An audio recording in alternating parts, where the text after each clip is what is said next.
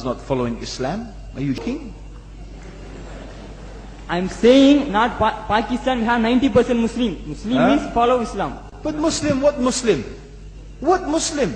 I remember 15 years ago, it's not today and I heard it's worse. 15 years ago I remember going to a wedding in Pakistan. A wedding where men and women were mixing freely.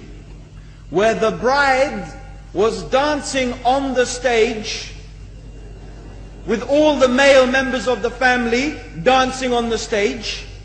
I'm sure somewhere around, we probably hidden in a corner then, but I hear now it's open, drinking alcohol. What Muslim are we talking about? This was 15 years ago. Now I hear it's even worse. Oh yes, they're Islam. When the bride and the groom are walking to the car, they're holding the Quran over their head for blessing. That Islam? That's not Islam. What Islam is that? That's exactly the thing I'm talking about.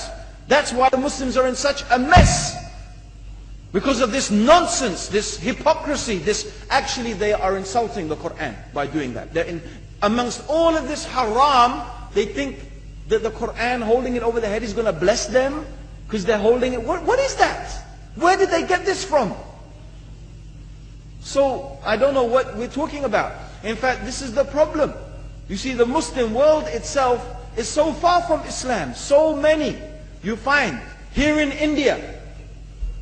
I know it's not a Muslim country, but there are lots of Muslims here. But I don't know what sort of Muslim. Most of them go to the dargah and they call upon some dead person in the grave, and they think that by talking to a dead person they're going to have their needs fulfilled. What's the difference between that and worshipping an idol? There's no difference, believe me. It's shirk. I've seen it myself with my own eyes. I'm praying in the masjid, the adhan goes, the people are praying in the masjid, and the people in the dargah are not coming to the mosque to pray. They're still going around the dargah and making all their whatever the things they do. What's that?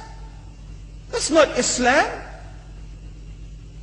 You go to many countries, you find Pakistan, you want to see Islam in Pakistan. You know, in England, in every street corner we have a pub.